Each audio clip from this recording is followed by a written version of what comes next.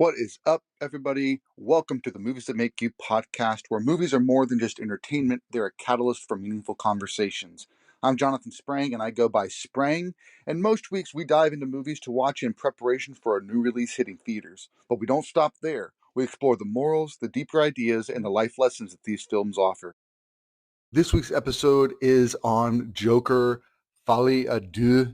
It is Joker 2, featuring Joaquin Phoenix and Lady Gaga. Lady Gaga is playing Harley Quinn.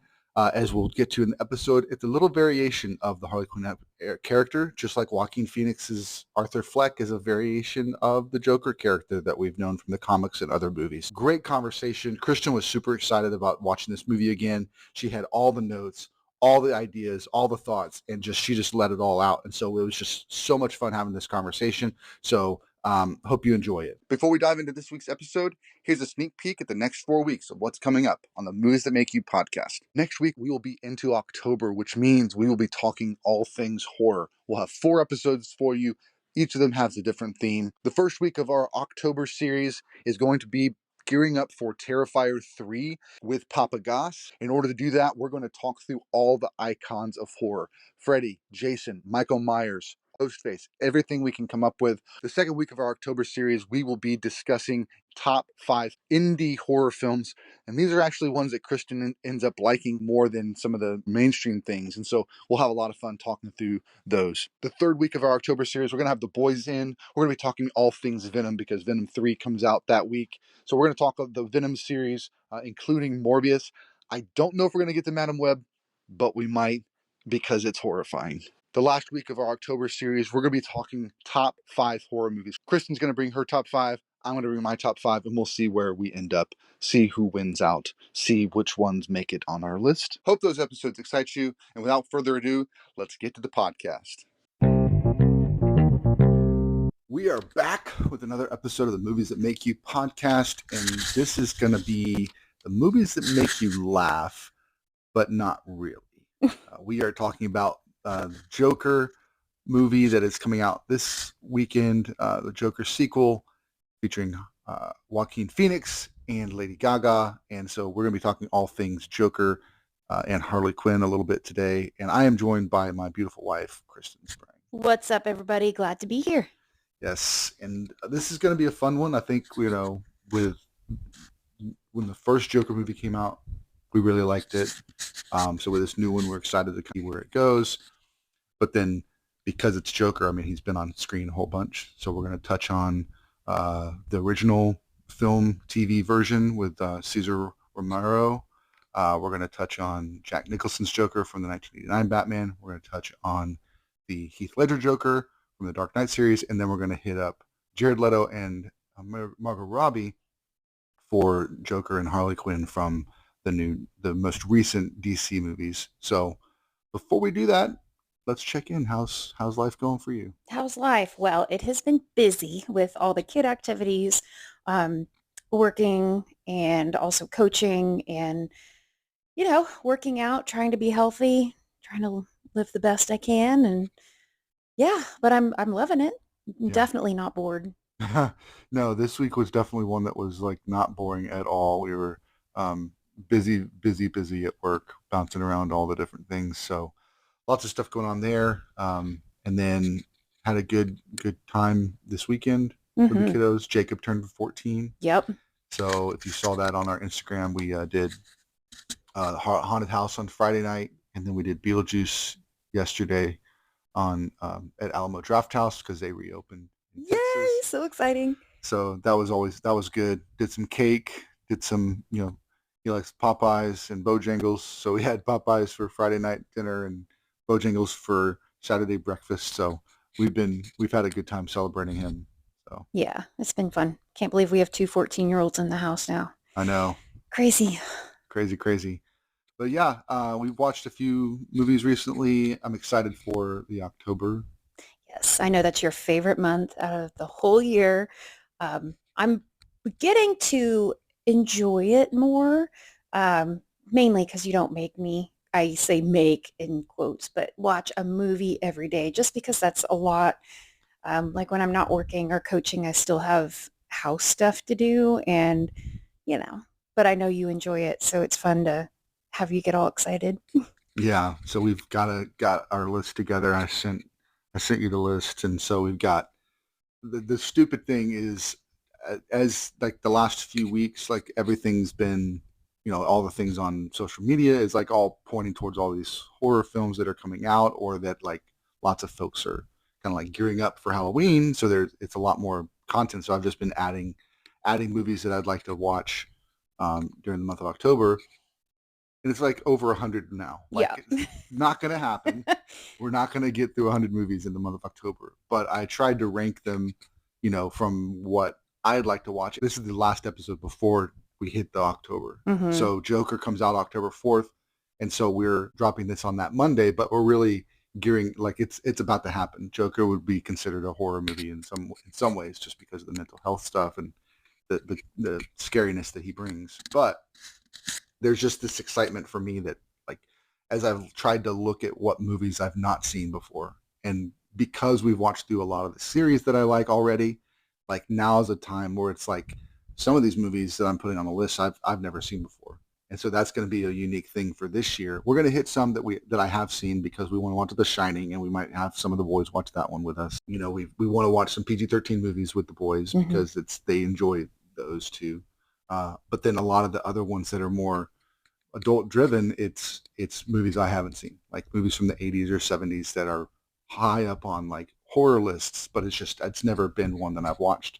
And so I've put those at the top so that they remind me of, like, make sure we try to watch these, Yeah. and so it's just fun to expand my horror horizons, because I've been happy with where I've been at there, and always intrigued by what comes out new.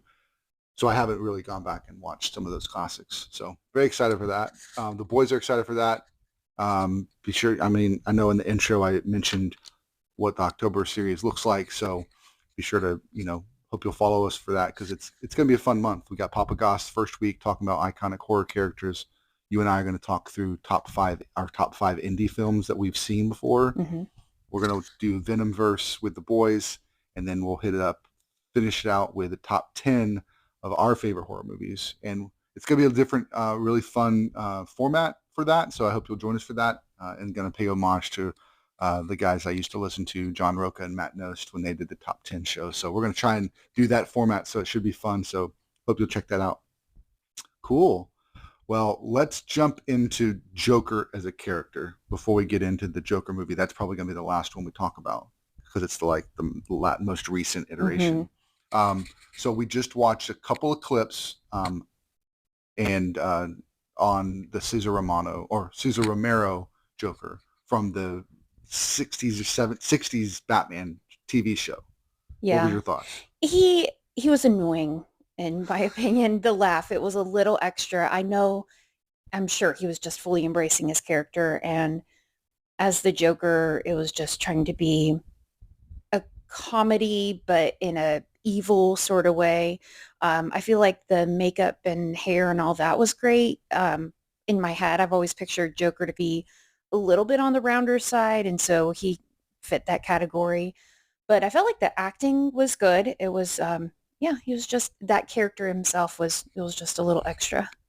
Right. And I think one of the fun things, like, that movie is like, so the Batman, I can't remember the exact year, but the Batman movie that came out with Adam West as Batman, it was a TV show for a number of years, and then they did a movie.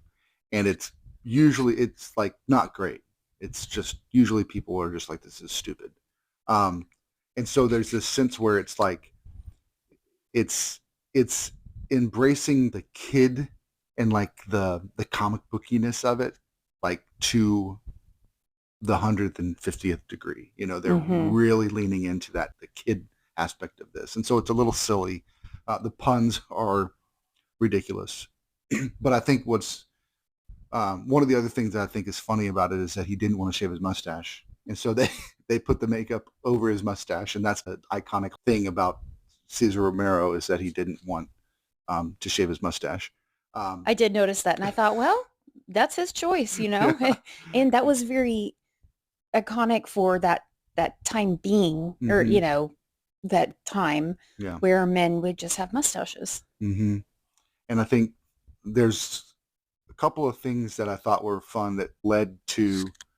So one, the laugh. Yes, the laugh was annoying, and part of that was because we were watching like a compilation of his clips from that movie, and so of course every time he comes on scene, he's laughing, and then he says his line, right? So it's like you're getting way too much laughter per capita of the Yeah. space on the video. But I thought the laugh is iconic, and I think every Joker that we talk about after this is doing some variation of that laugh Mm-hmm. as their laugh. And I think that just shows you how iconic he was, even if it wasn't great by today's standards. There's some things iconic about his portrayal that everybody gets into. And so I thought that was fun. It's fun to kind of visit it. I think it was 1969 was when it came out, but I've seen it one time. And one of the most ridiculous lines is that there's a what is it, shark spray, that they're getting attacked by a shark, and they say, "Hey, Batman, use your bat spray or shark spray or whatever," and they spray the shark, and the shark leaves. And it's like, because he's got everything in his utility belt. Yeah. Like they're basically parroting themselves, with that movie. It's like leaning, like I said, leaning into the silliness. So it didn't really resonate necessarily with adults, but it's, if you approach it from just like this is going to be silly and stupid, and it's not really Batman, like the Batman that we know now, but they swung for the fences and they hit something, but maybe not necessarily our type of movie. Mm-hmm. So that was like the original, and I think one of the things that I think we'll see as we talk through these that I thought was interesting was that Joker was based off of, nobody had ever done a Joker in live action before except for him. So they're basing it off of the comic book. Now that we move over to 1989, Tim Burton directed this film. Michael Keaton as Batman, Jack Nicholson as Joker, and Kim Basinger as Vicky Vale, who was a standard in the Batman comics as being his, like, the Lois Lane to Clark Kent, Vicky Vale to Batman or Bruce Wayne. But Tim Burton never read a single Batman comic to put together this movie. So there's this sense where, while the original one was like really leaning into that comic booky, kid friendly like silliness, Tim Burton's like, let's do just a complete opposite of that, and not even like be like the comics at all, and just tell a story that's dark and gritty. We just got done watching Beetlejuice yesterday. When you look back at a lot of his movies, we talked about it in the Beetlejuice episode. Michael Keaton did Beetlejuice in 1988, does Batman in 1989. So his Tim Burton sensibility was introducing this dark knight for the first time. Nobody had ever seen Batman done in that way. And so then that actually influences comic books as well. So this kind of back and forth between comics introducing ideas, movies doing them, then movies doing some ideas, comics embracing it, and this back and forth between the two that are evolving this character, Batman and the Joker, into new ways of interpreting who he is. So Jack Nicholson, he's the first Joker I saw. I never saw the old movie when I was younger. So Jack Nicholson, I remember when Batman came out, it was in the theater forever. And I remember it just being, everybody was going to see it. I was too young to see it at that time because I was 9. But even at 9, I knew I wanted to see it. Ended up seeing it, and really loving all the funny lines. One of my favorite lines there's 2 lines that are iconic for me that I always stick out, and one of them we saw in the clip, which is when Batman comes in and saves Vicky Vale from him in the art museum. He says, "Where does he get those wonderful toys?" It's just a great line as he's doing his gadgets. The other one we didn't see today, but it's in the 1989 movie, and that is they're up at the closing of the movie. He's on the roof of the church, and Batman's up there, and you don't know where Joker is, but Joker's just talking to Batman, and he says, "Ever dance with the devil in the pale moonlight?" And it's just like, that line just always stuck out to me. It's not Jack Nicholson's voice, and it's just that just that phrasing of just like, it paints a picture in your head. Like, it also gives you a feel, I think. Mm-hmm. So what did you think of the Jack Nicholson Joker? I know we watched that movie last year, but we just watched a clip to remind ourselves. What's your thoughts? I feel like his makeup was really interesting. It's interesting that Tim Burton had not seen the comics because it almost looked like the comic face where the mouth is real wide. And now that I think about it, I probably haven't even looked at any of the comics either. That's So okay, I'm but you going can off the understand. cartoons. Yeah, the cartoon, but yeah. um but yeah, so I just love Jack Nicholson. He Mhm. is a phenomenal actor. He's got his own dark aura about him where is he really all there or is he kooky? We don't know, but he really leaned into that character. And I just I think that like him and Kim Basinger's interaction was really good. It's almost like people want to believe, or at least Kim Basinger's character wanted to believe that no, he is an artist and he's a good person. He may just be doing bad things because she just seemed all wide-eyed and Mhm. trusting. But yeah, I enjoyed it. Yeah. I think one of the other things I was going to mention too about the Jack Nicholson Joker was that he leaned into this darkness that of course never was addressed in the Cesar Romero Joker. It's this he is he's evil. He's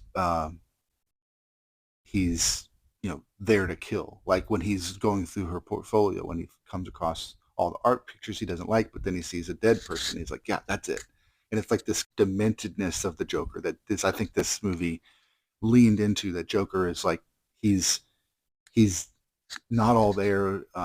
He's something's broken in his brain, and he just revels in destruction, revels in evil, revels in darkness, revels in death, and just wants to, like even create death and create grotesqueness. Um, Later in the movie, he poisons all of the makeup in all of Gotham. So the women are putting on their makeup and it's like they're dying from it, and Hmm. they're having smiles in their death because of the chemicals he used or whatever. So it's like this. He's there to bring havoc on Gotham. Um, and I think one of the other pieces I wanted to touch on about that too was that this was in this movie, it was the first time that we'd ever seen that the villain was made by the hero. So in the opening scene, before he's Joker, he's still just Jack.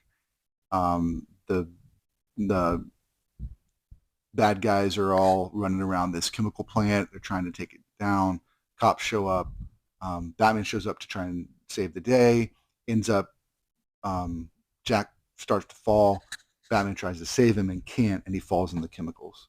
And so then he becomes the Joker because of Batman not being able to save him. So there's this sense where he's like the yin yang to Batman, and that was introduced in this movie. Hmm. Um, and you see it a lot in other movies now since this point, where when you have a hero, there's something that they do that causes this bad guy to become like his nemesis or whatever. They have to Um, have a reason to be against the good guy because mhm. everybody loves the good guy. So Yeah, yeah. yeah. So, yeah. So this one, I don't necessarily know the mythology of Joker origin in the old 1960s ones, but this one is definitely the origin of Joker. Is he falls into a chemical um, thing, and it distorts his face, makes him have a constant smile, and it makes his skin white. So later in the movie, he's got skin like pale skin, but it's because he's put makeup on his to make himself look like he's normal human. He Hmm. puts makeup on to look that color, whereas his skin is now really white and his hair is really green. So that's a variation too. That it's not makeup to make himself the Joker. No, he just literally became this color and this all that stuff. So that's interesting because jumping over to the Dark Knight Joker, got Heath Ledger, completely different. Um, he actually, what did you think about Heath Ledger's Joker before we dive in too deep? I'm sure we could do our own podcast on this, so let's not take too much time.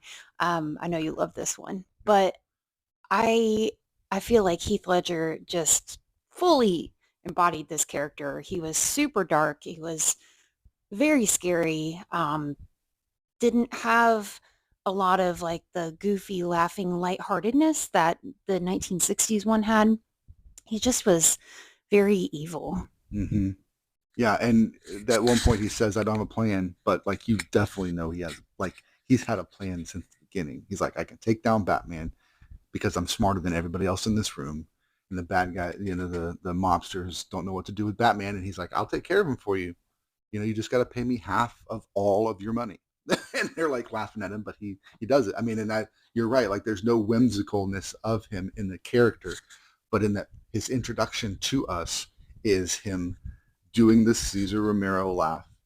No, it's not. That's not. He introduced himself in the opening scene, which he actually is using the Caesar Romero mask in the opening bank heist.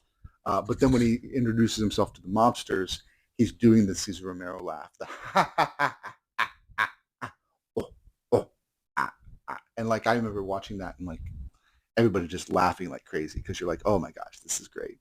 And you can see in his eyes. I mean, it's still to me, 10 Things I Hate About You, Heath Ledger. I can see his eyes, but then everything else about him is not. Right, right.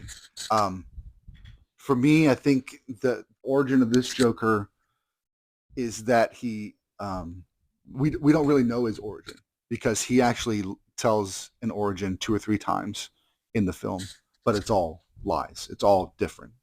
And so he's not giving us any inkling of where he came from.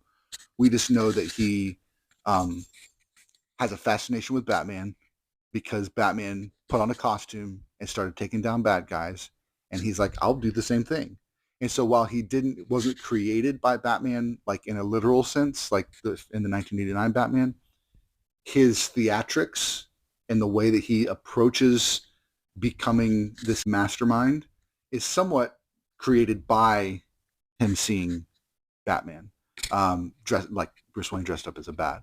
At the end of Batman Begins, Commissioner Gordon is given an envelope, and in the envelope is the Joker card, and basically saying, "Here's my card" or whatever. So introducing himself like, "Oh, at the end of that one, so we're going to see Joker in the next movie." But yeah, Dark Knight, it's definitely in the top 3 of most everybody's best comic book films of all time. It's got the number 1 spot in a majority of those folks because it just was a really, really, really good Joker. Like, It was like a character piece almost. It, yeah, it wasn't even about the whole story. It was yeah, more about him. yeah. Heath Ledger just makes that movie, and that's one of the tough things about playing Batman and being Batman in the movies is that his villains are so great, and they usually hog the show. And Heath Ledger definitely elevated this film and made it something that, I mean, he won an Oscar for it, so it's the Yeah. first time that a comic book film like won an Oscar. He won Best Supporting Actor, and it was posthumous because he had passed away. So I mean, it's like this. It's got this. There's a reason why it's on everybody's top 3 list and at the top of most everybody's list because it's just that good, and his portrayal of Joker is that good. Um, and it's interesting too. Like, we've talked about it before, but when Michael Keaton was cast as Batman, everybody was like booing it because he's the comedy guy. So how is a comedy guy? He just did Beetlejuice. How is that Batman? Like, he's goofy, he's silly. Like, how is that Batman? And yet he wowed everybody, and everybody's like, yeah, he's still Batman. Like, he still does, Because he's an actor. He can act. It doesn't mean that he is only typecast into Mhm. one. So, And you mentioned it before, you take somebody like Heath Ledger, who's 10 Things I Hate About yeah, You, and you go, how is that kid Joker? right. How can he, like, that's not Joker. That's not my Joker. And yet now, after seeing the portrayal, you're just like, oh, yeah. And I think this is one of those things where, too, that the inspiration, I remember hearing the story that when Heath Ledger met with Christopher Nolan, talk through the character, like they were just in sync right away. Like they both came to that meeting with the exact same idea of who this character would be. Also, Heath Ledger didn't. He went to some convenience store and got a bunch of makeup and did his makeup, and then sent Polaroids to Chris Nolan, and then Chris passed it along to the makeup department. And said this is his makeup. That's So like awesome. he did his own makeup because he didn't want it to look processed. Professional. Yeah, I didn't want it to look like a makeup artist. And it doesn't. It looks like a dude got some makeup and slapped it on his face, you know? Yeah, yeah. And so it's just, and he dyes his hair green. That's the interesting thing too about this one is that this guy, this Joker, is not chemically made as far as his look. He's making himself with fake with makeup and hair dye but he's putting on this character and he's putting on this portrayal. But I really think what what Heath Ledger's introduced was this kind of his Joker is all about this anarchy. This, like, you have this system, the system doesn't work for everybody, but you think it does. And I love that moment when he's talking with Harvey Dent and he's like, nobody bats an eye when if I said a bus full of soldiers are going to die. Like, nobody cares because that's part of the course. Nobody cares if a gangbanger gets killed if I say I'm going to kill a gangbanger because everybody, that's normal. It's part of the system. But if I say the mayor's going to die, well, everybody loses their minds, because and I think that's what the writer David Goyer is trying to say is like this character, he's not wrong, he's going about things the wrong way, obviously but he's introducing chaos. Jack Nicholson's Joker he's just there to destroy everything, cause havoc, take over the city, and I thought it was interesting too, like, when in the Cesar Romero Joker, just jumping back to that real quickly, the idea that Joker is about more than just getting things or getting money, like other gangsters are just about getting a bunch of money. In that one scene with the lady, he has the Joker utility belt, which is silly, but she's like, oh, can I just have $1 million? And he's like, that's like dumb. Why are you asking for $1 million? Like, there's nothing to that. Like, we got to think bigger than that. And I just thought that was interesting because that idea, I think, plays out even further in these other Jokers to where, like, in Dark Knight, he takes the half of the money from all the entire mobsters of the whole city. He takes half their money, and in the scene later, he sets it on fire because he's like, I don't need your money. Yeah. It doesn't do anything for him. Yeah. It's just crazy because it takes this character that from the comics was just, just this silly character, but they're really diving into some deep ideas about what it means to be scary, really. And he's a Joker, but he's not funny. Right. He likes to laugh. Yeah. So that leads us to the last Joker we got before Joaquin Phoenix's Joker, and that was Jared Leto's Joker in the Suicide Squad. Not great. But most people don't necessarily like him and like his portrayal of Joker. For me, what did you think before so I think his portrayal of the character with his acting was good. It was on.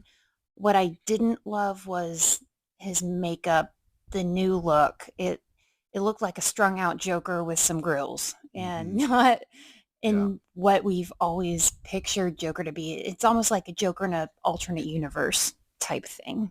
Yeah. Yeah. And I think for me, that's why I actually like it. I feel like, each of these Jokers that we've talked about all had their own, like, iconic idea.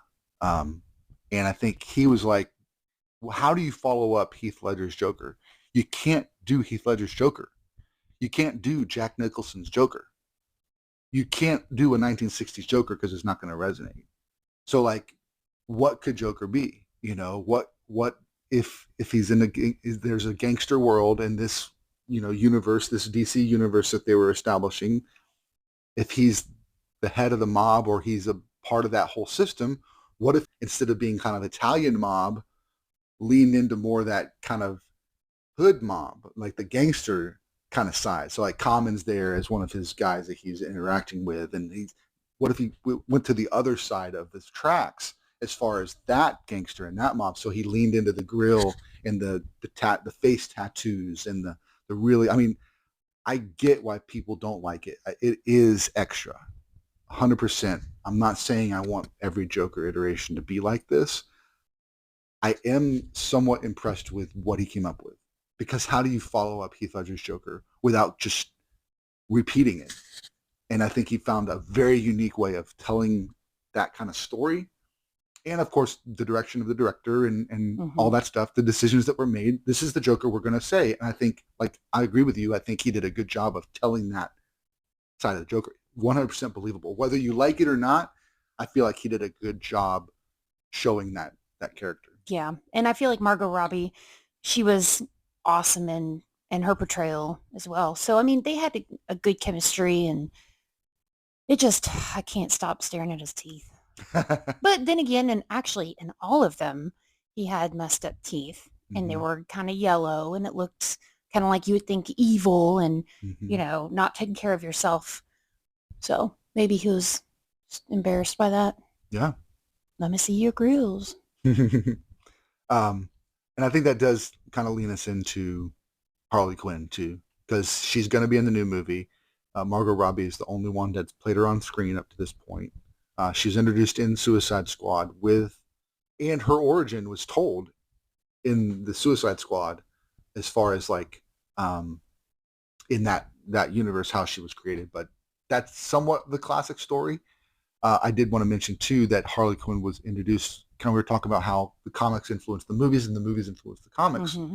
Well, this was the Batman animated series from the 90s created Harley Quinn.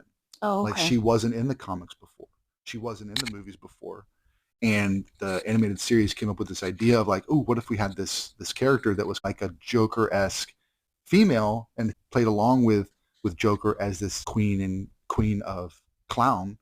And so they created this out of their creative process. In the animated series, she wore the red and black skin tight thing, and she had like the Harlequin um, which is like an old Medieval. medieval thing. Yeah, like the jester or whatever, Yeah. like the headpiece.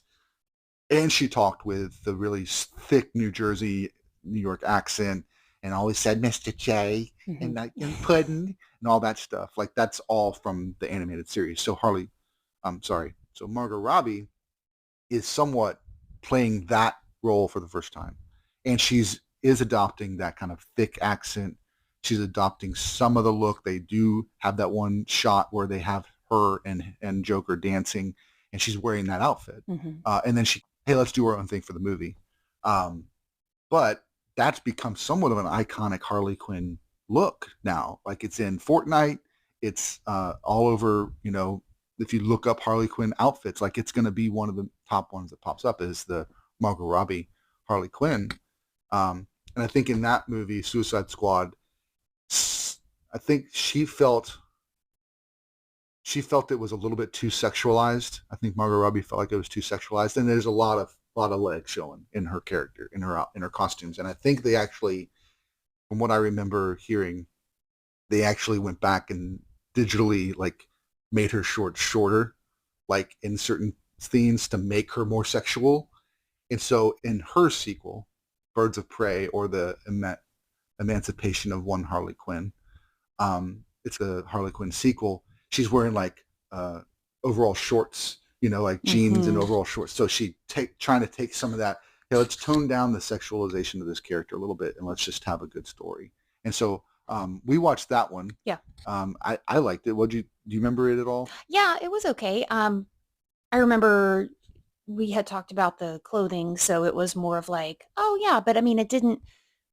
I just think she's a great actress, so Hmm. it didn't affect how I viewed the story one way or the other. I thought it was fine. Yeah, yeah. I thought that was a decent movie. It was a good side story for that character, and then introducing all those other female anti-heroes that are like somewhat villains, but they're actually trying to do good in that world. So that was cool. I like Margot Robbie.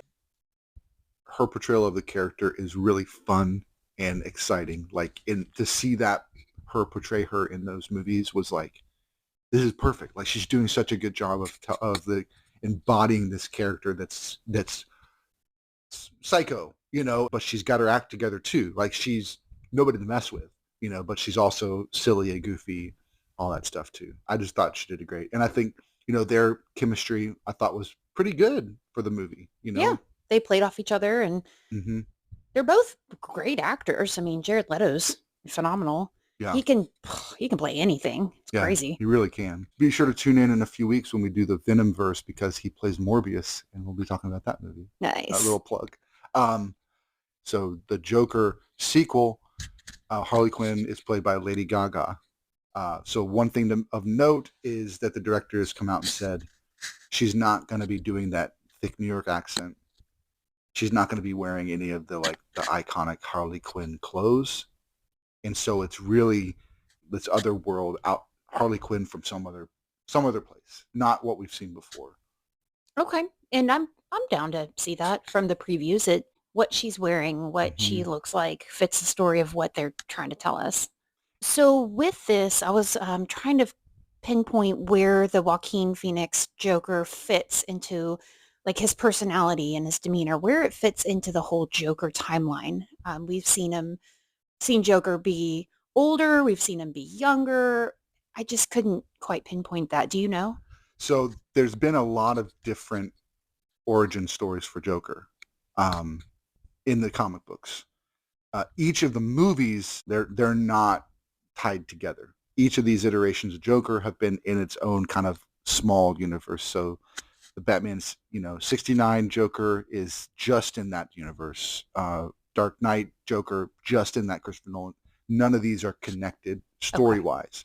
Um, what's interesting about the Jared Leto Joker was a part of the larger like DCEU that Zack Snyder established with Man of Steel, Batman v Superman. Batman shows up in Suicide Squad when he takes down and captures Harley Quinn, and Joker gets away. That's a part of that larger universe. But last year they had 3 or 4 movies that they released, DC did, to put a cap on that whole storyline. So the Aquaman 2 with the Lost Kingdom, Blue Beetle, The Flash, these were all the last pieces of that DC shared universe that Zack Snyder had established. Joker, the one with Todd Phillips directing and Joaquin Phoenix starring, came out kind of while that universe was still going on, but they said this is its own thing. What's also interesting is that they also did a Batman movie with Robert Pattinson and Matt Reeves directing, which is also its own thing. Warner Brothers brought in James Gunn, who directed the Guardians of the Galaxy movies. Mm-hmm. So he's in charge of the DC movies going forward. And so they tied up all the loose ends from that whole universe. And they basically said, hey, moving forward, we're going to establish a new DC universe, and that's going to start with Superman coming out next year. Like Marvel did with the Marvel Cinematic Universe, they're going to restart theirs to say, hey, let's reestablish these characters. Let's do new younger actors. Let's do something with this. But in that same conversation, they said, but that doesn't mean we're not going to also have these Elseworld. So we have the standard comic line. This is a standard thing in the comic books. Like there's 5 or 6 different Batman storylines going on in comics. Almost like a what if scenario. 100%. Okay. Absolutely. And so that's what Matt Reeves' Batman series, which the Penguin just launched this week. I'm excited to watch that. With Christian Bale, right? No, that's with Colin Farrell. Colin Farrell. Okay. Yeah. So Colin Farrell is playing the Penguin. So that's from the Matt Reeves Batman. So that's going to keep going. And the Joker has obviously got a sequel. So, but that's not a part of like the overall timeline of DC, because that's kind of, we're in between those right now, and we're getting ready to kick that off next year. But to your point, we talked a little bit about the origins. So we saw Jack Nicholson's Joker have an origin.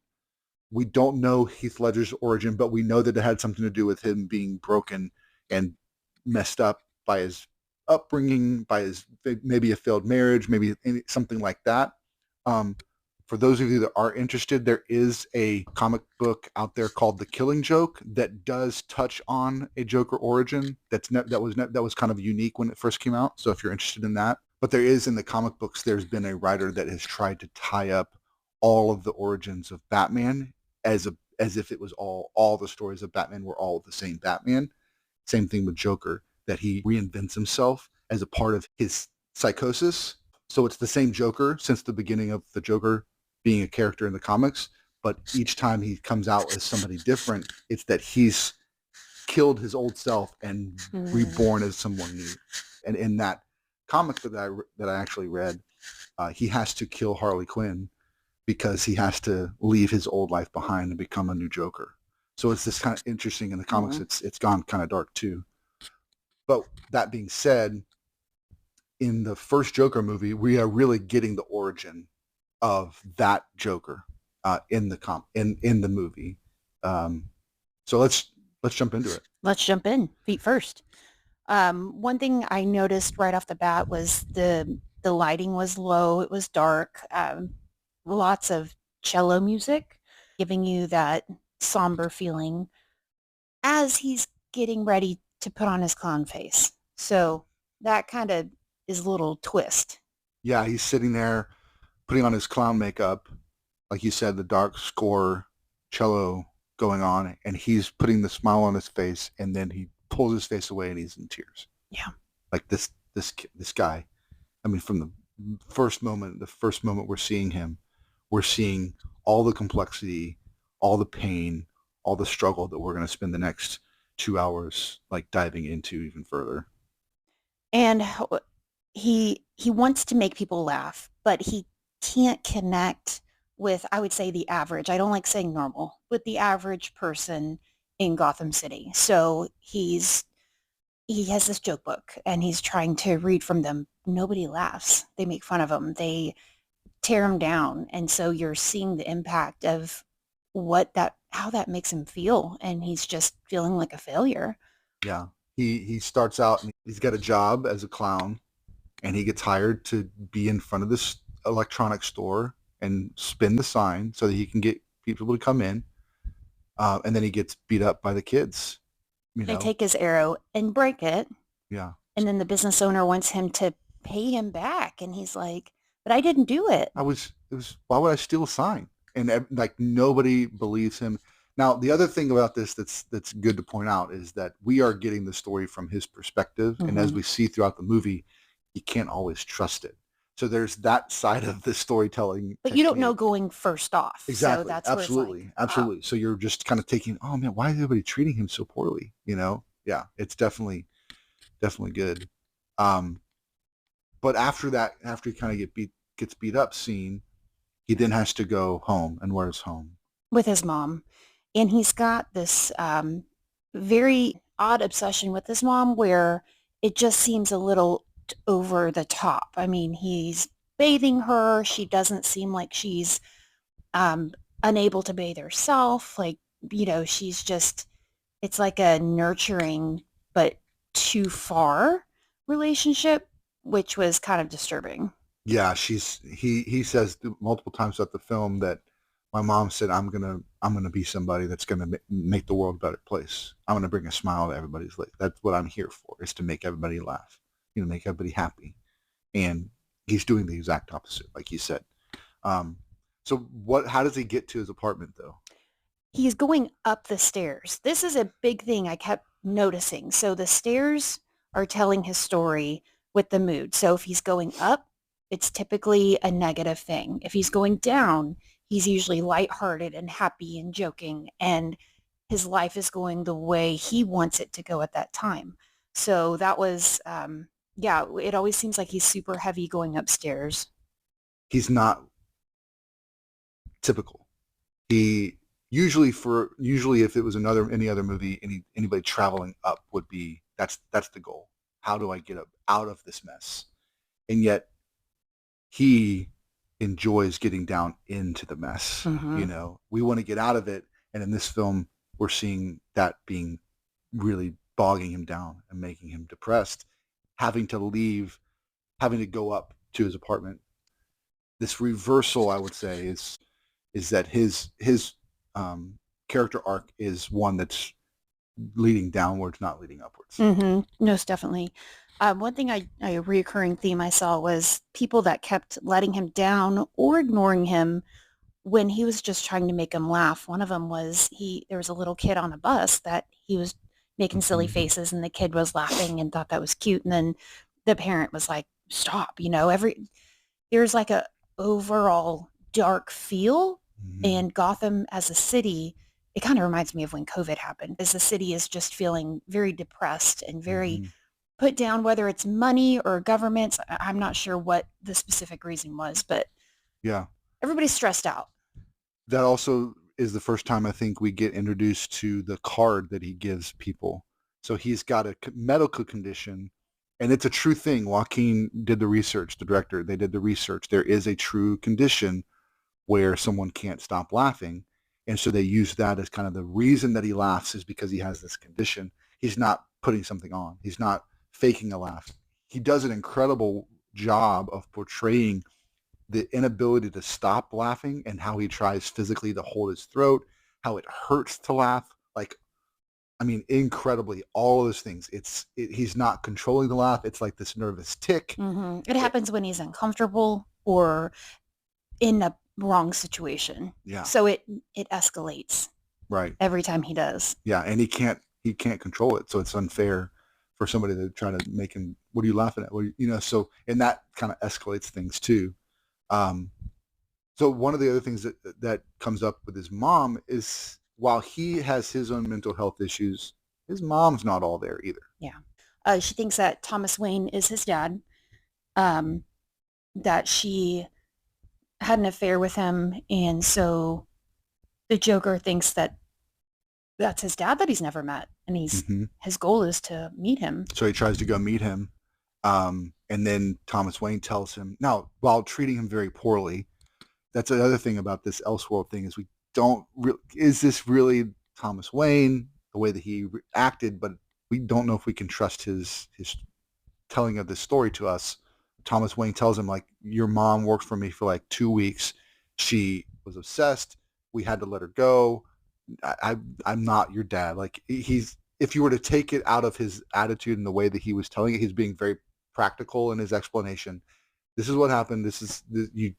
You're not my son, so just leave me alone, leave my son alone. And that is kind of a really interesting scene that we get to see him interacting with Bruce Wayne outside the Wayne Manor. So that was a really fun take on it. But he's, even in that scene, he's trying to be playful. He's trying to be happy. He's trying to make people laugh. And yet everybody's treating him like garbage, the whole time. Yeah. One thing I've noticed is he coped a lot with creating dances in his head. Everything was either a stage TV performance or it was a dance number that it just, as soon as things went bad, that's where his mind went. Yeah. So he had this neighbor also that he interacted with. Zazie Beetz plays his neighbor. And then we see her a few times in the film thinking that they're in a relationship because of the way the story went. And then later on we find out through the flashbacks that she wasn't there. She's not his girlfriend. And he's just been imagining all of this stuff. And we get that towards the end. But what was the scene? What ended up happening that made him on the subway? Oh, so the other thing I was going to say too, before we get to that, because, his boss treats him like garbage. This other clown, like, hey, here's a gun so you can protect yourself next time. It falls out of his clothes when he's doing a kid's hospital. Bad idea. And then he throws Arthur under the bus. The guy that gave him the gun throws him under the bus and said, yeah, he was flaunting it around. And so there's that tension going on there. But what was it that, was it that he lost his job? He got fired, but he felt good. Yeah. He was happy. Yeah. And then he ends up being on the subway. And then there's 3 guys that are Gothamites, like super, super rich. And they're the ones that are treating everybody on the subway like crap, trying to hit on a girl, trying to pick on a dude that's drunk, like all this stuff. And then his laughter, he starts doing the laughing. And so then they're like, what are you laughing at? What are you laughing at? And then they just start beating him up. And so he ends up pulling the gun out and killing him. Mm-hmm. But what was crazy, the twist after that, is he seemed so happy. He seemed light. I personally feel like it's because he had a sense of control over his life. He was like, no, I made that happen. Yeah. I can protect myself. I've been a peon my entire life. Everybody's picked on me. Everybody's put me down, and they aren't putting me down now. It's like, so he's kind of leaning in. He's trying to figure out how the world works. And for him, the world works like in Gotham, in the slums of Gotham. That's how the world works. It's violence. It's destruction. That's how you become somebody in Gotham.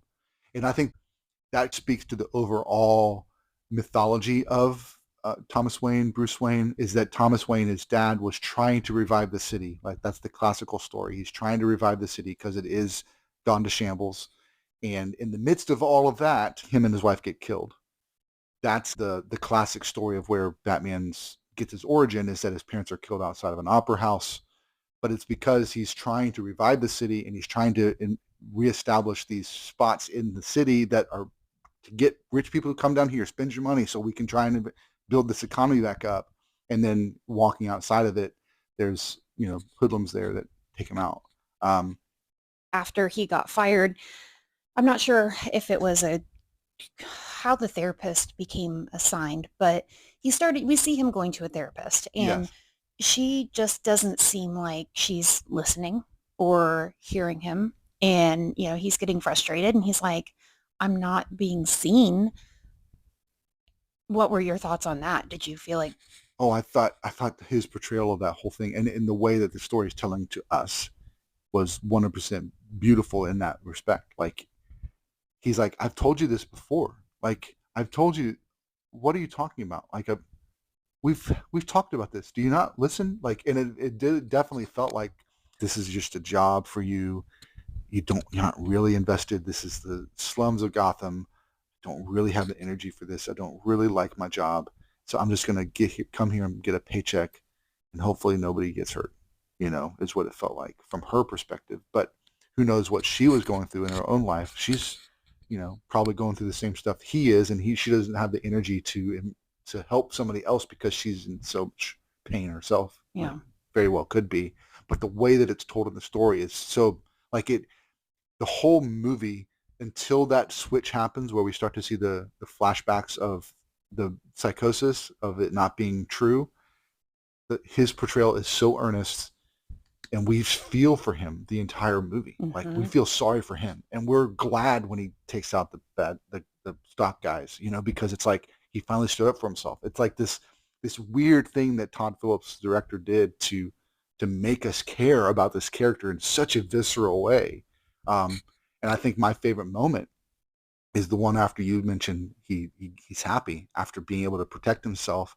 He goes and locks himself into a bathroom, and then it's that score pops in with that deep cello duet trio, whatever, and he just starts doing this movement, and it's just like, so it's not like classically beautiful in the sense of like, he went to Juilliard or something, right? But there's something so organic about the movement. And for him, he used his body so well that it just felt very poetic. It's awkward. It's a poetically awkward dance. Yeah. But you can see it in his head. It makes him feel good. Yeah. Beautiful. I remember when the movie came out that they talked about that scene, that was just literally improv. They didn't have anything planned. He was supposed to go to the bathroom, and then they didn't know what was going to happen. Is he going to look at himself in the mirror? Is he just going to do something and then they're going to cut? What's going to happen?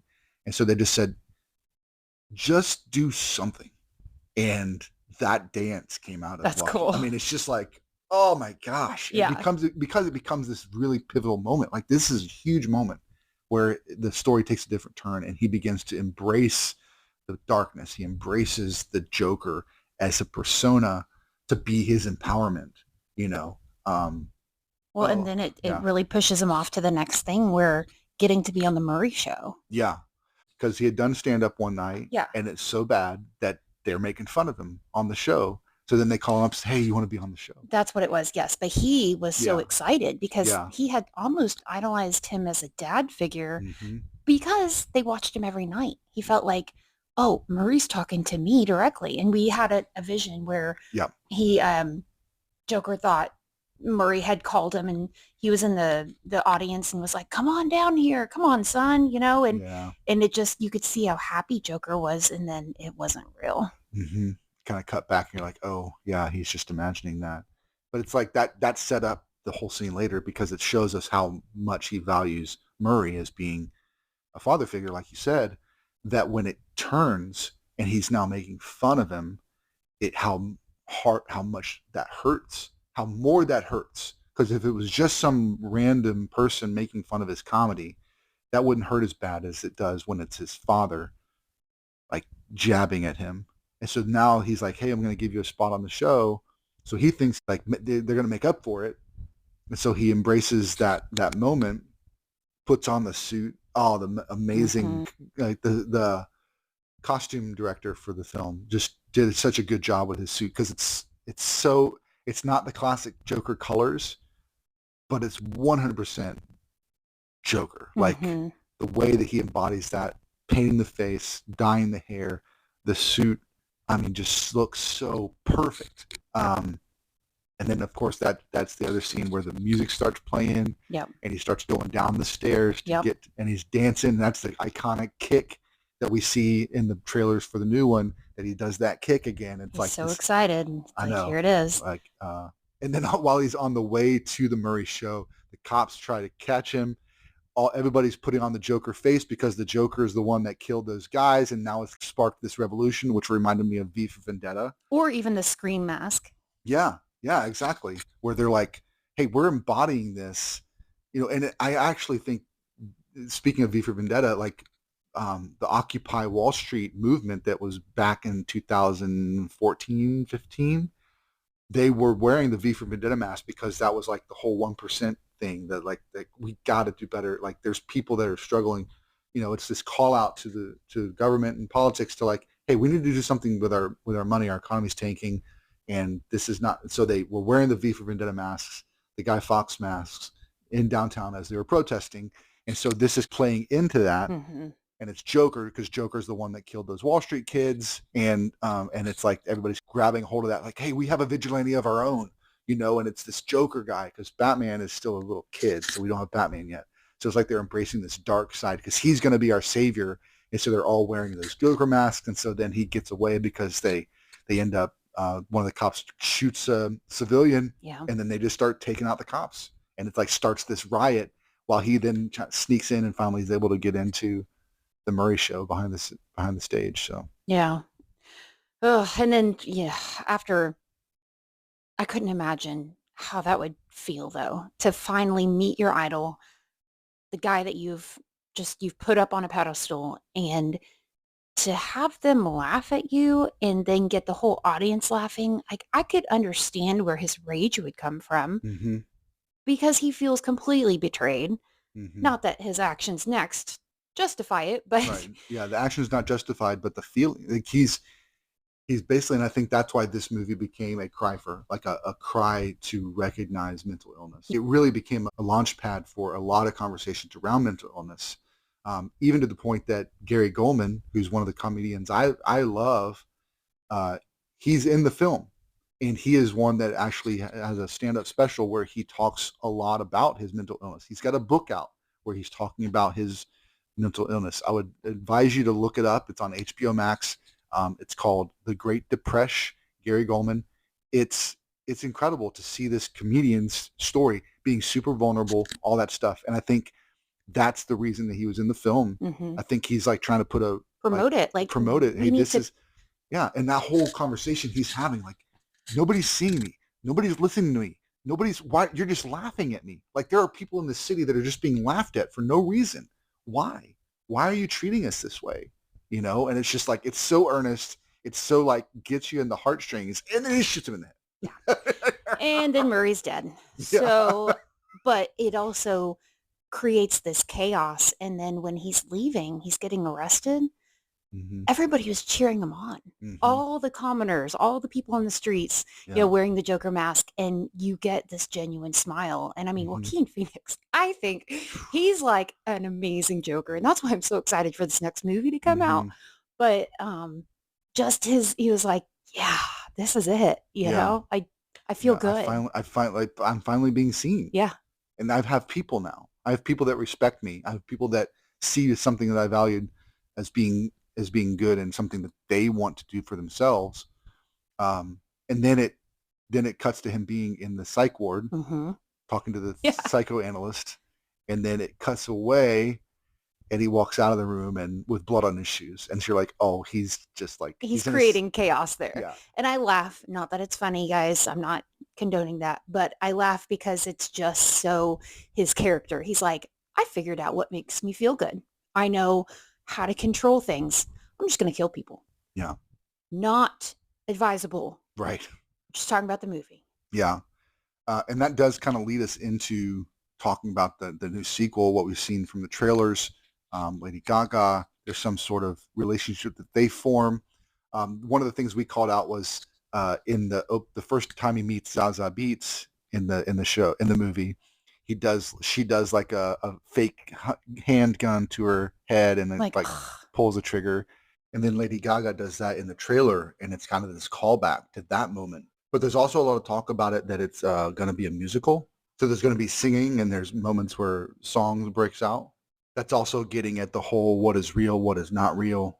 And in the trailer, we also get the Harley and Joker, the Joker and Harley show, which we know that that's probably most likely not real.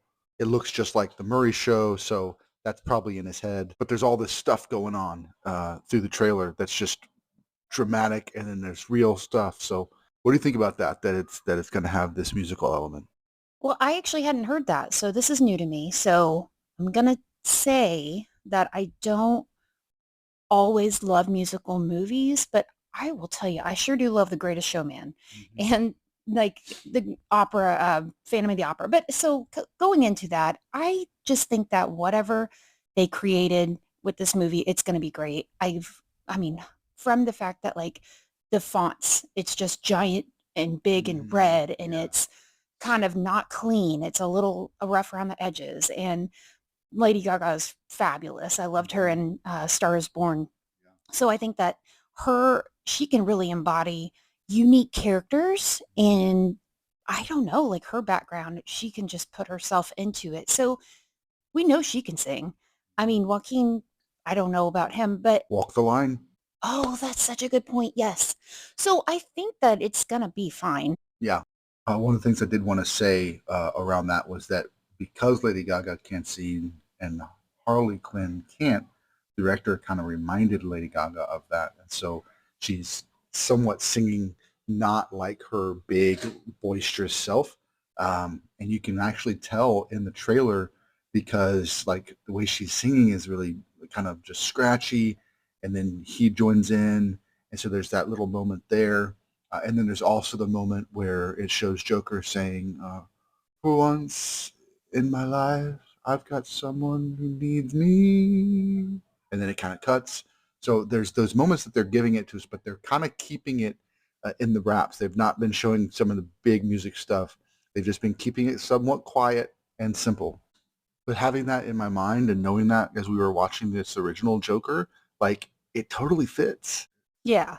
Because he's always dancing. He's always creating things in his head. It's Like every single time he has a big emotional moment, there's this music that comes in or there's this song that starts playing.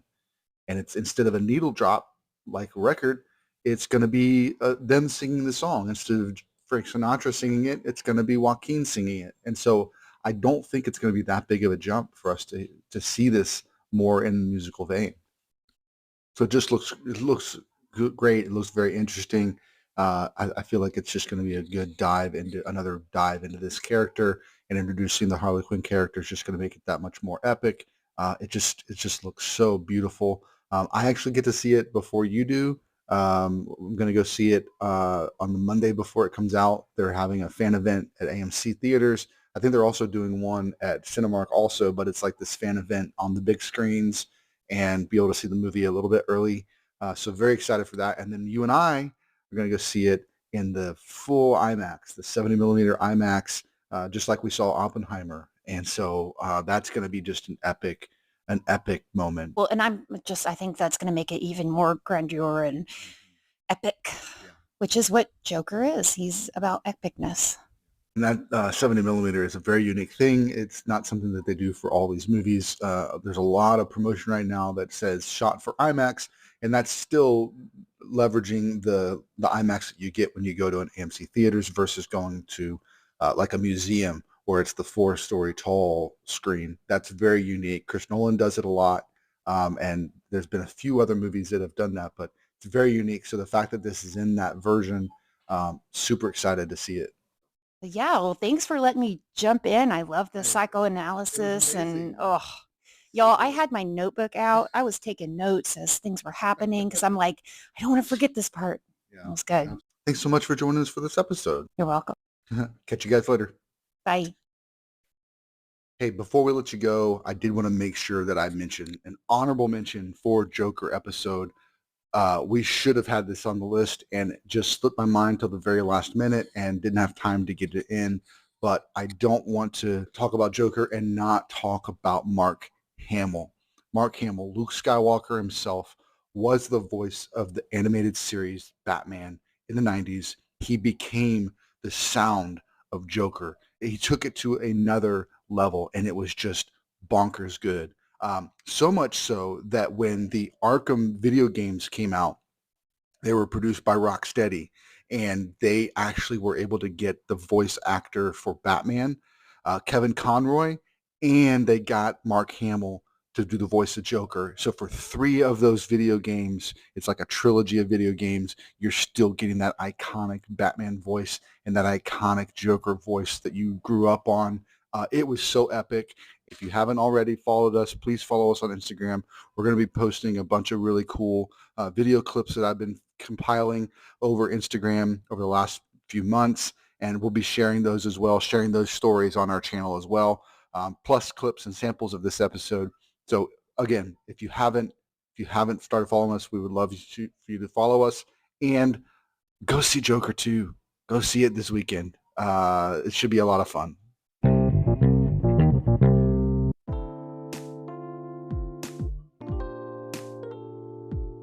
Thanks so much for listening to the Movies That Make You podcast, where movies are a catalyst for meaningful conversations. We hope that you'll give us a like, a share. Let us know you were here over at our Instagram at Movies That Make You. And don't forget to subscribe so you never miss an episode. So until next time, keep watching movies.